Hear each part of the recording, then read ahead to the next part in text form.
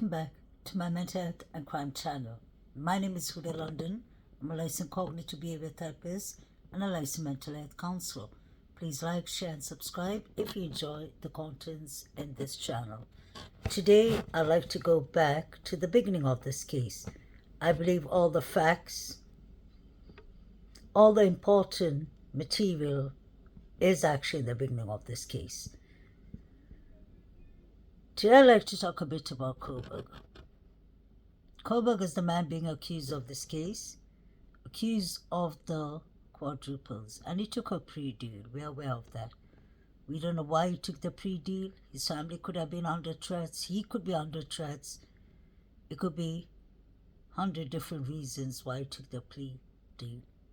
Today I'm interested in talking about more important things like who else could have done this horrific crimes and other leads. Today I want to talk about an important lead. A couple of important leads actually.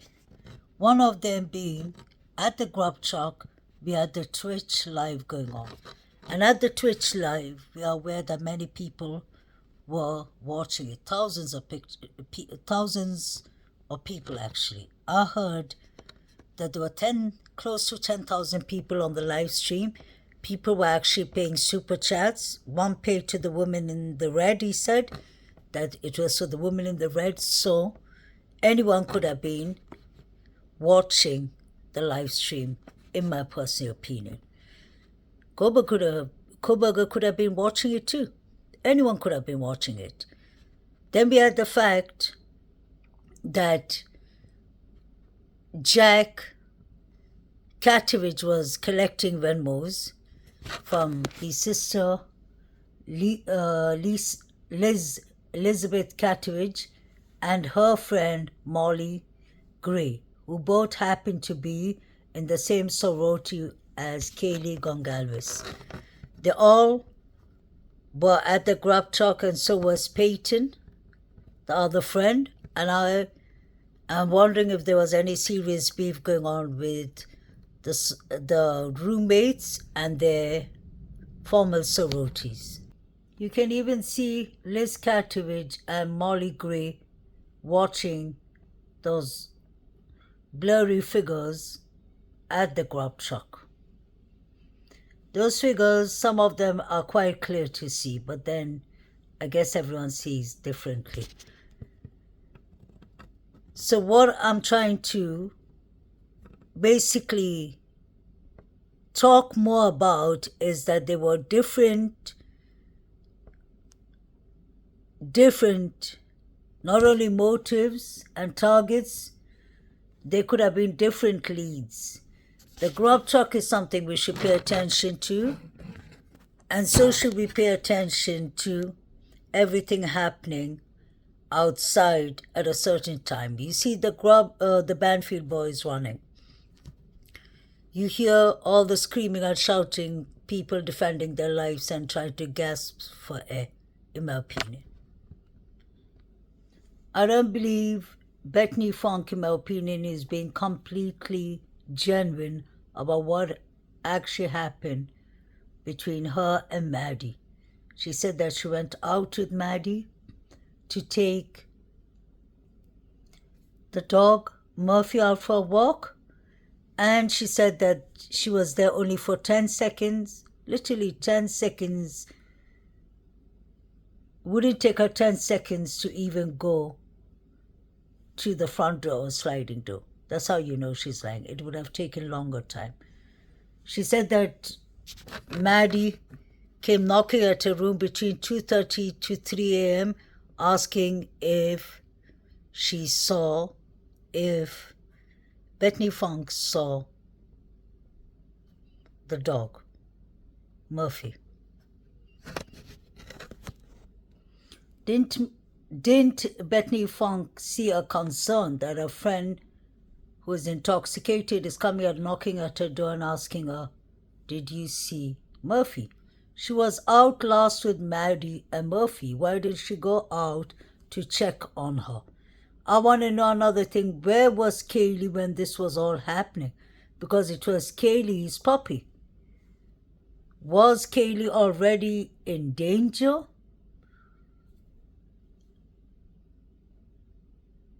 If there is something concerning going on inside this house, why would DM feel it's safe enough to run down to Bethany Funk's room?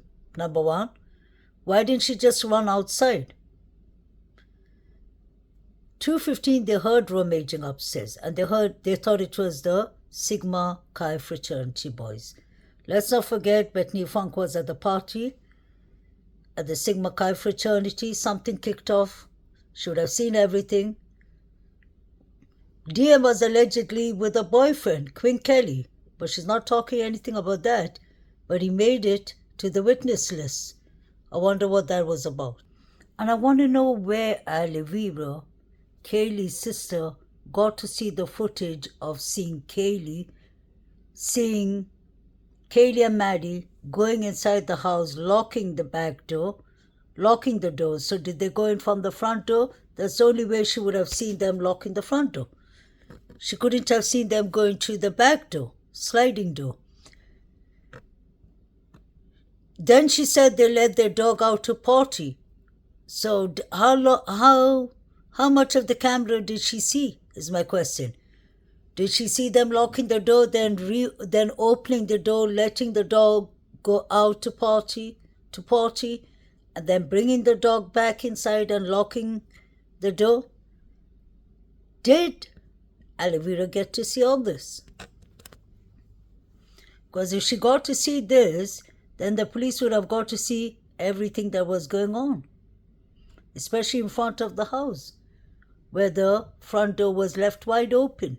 And then you have the back door, the sliding door was left wide open. What was Xana's dad fixing? Which kind of locks was he fixing? I wish he could talk to us and give us more insight on this. It would have really helped a lot. And I believe DM is lying. Because if you look behind the house at the sliding door, you can clearly see, it's very clear to see that DM's room is facing the back door. You have the kitchen window between DM's room and the sliding door. The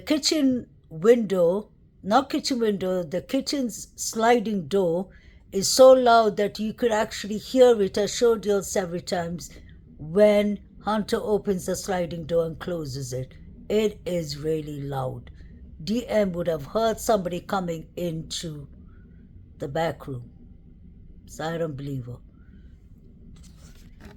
She could hear all the rummaging upstairs, and she still decided not to call 911. I believe that something kicked off between Xana, Emily, and DM, in my opinion.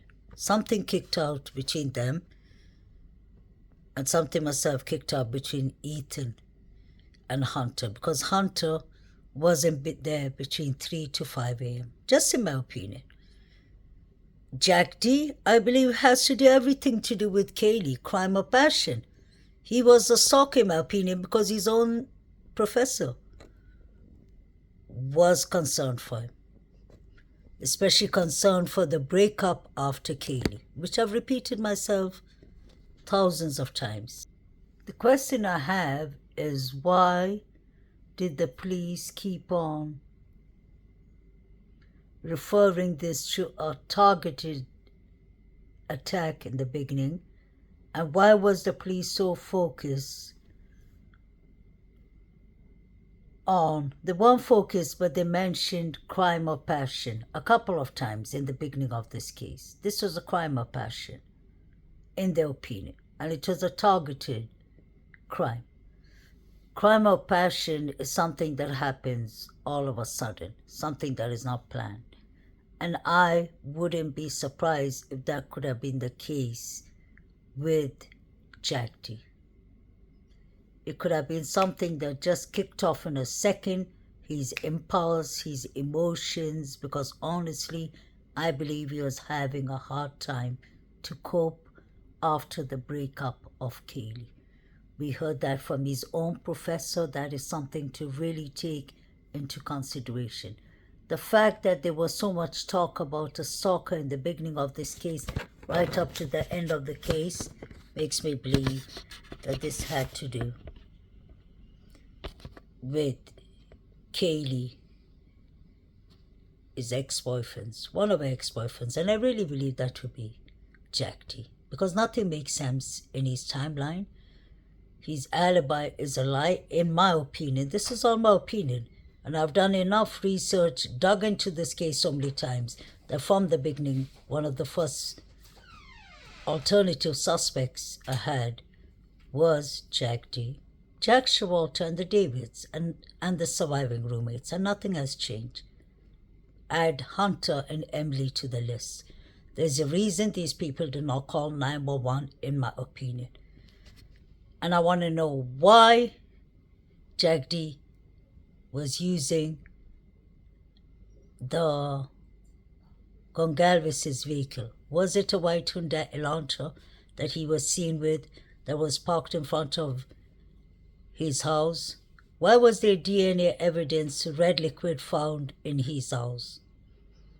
I really want to know. And bullet fragment or bullet drops. Why did his mother ask him to get himself a solicitor not to talk? Why was he the last person to be ruled out? And where was Hunter that day? Another thing that makes me always think about this case is, why didn't Kaylee's mother and father drive down to Idaho, to King Road, when they heard of what happened? We witnessed that Maddie's mother drove down, but why didn't Kaylee's mother and father drive down? Why did they wait for the sheriff to come and break the news to them? Another thing I always have questions about is, why did Kaylee's mother think that, or why did she get the news that it was GUN shots?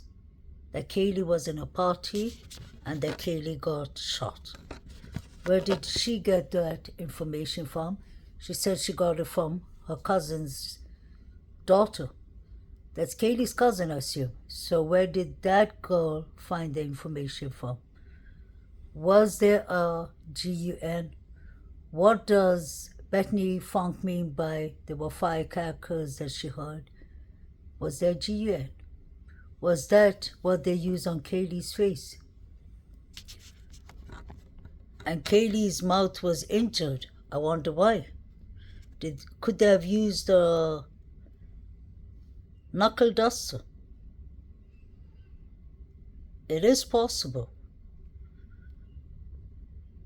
Why do I just believe that Kaylee had the most enemies? She had the sororities, and she had maybe Jack D allegedly, sororities allegedly, maybe other ex. Just doesn't make sense. Or did this unalivings have to do with Hannah Clear? Was it that they were being mean girls to Hannah Clear? Even Papa Rogers wasn't Koberger and Brent Kopacker, so who was Papa Rogers? Was that a female? I just believe they pinned everything on Koberger. And they thought, see what sticks, what doesn't, case closed. Koberger could have been part of the cleaning crew, in my opinion.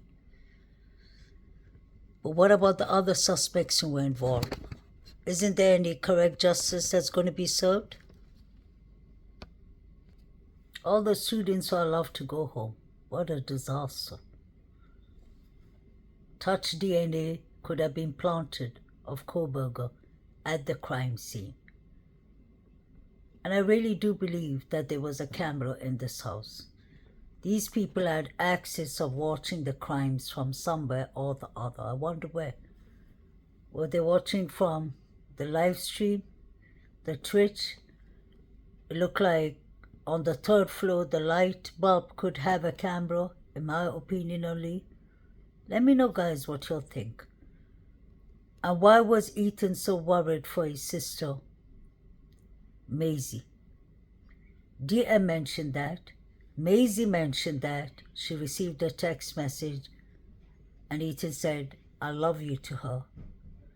And it was strange to her because they usually don't say that to each other. As a counselor, that disturbs me a lot. I wonder, was that a signal he was crying out for help, giving out for help? What was actually going on in Ethan's life and his triplets? Could the triplets know more? Could they be 4chan anonymous? Let me know what y'all think, guys. Please like, share, and subscribe.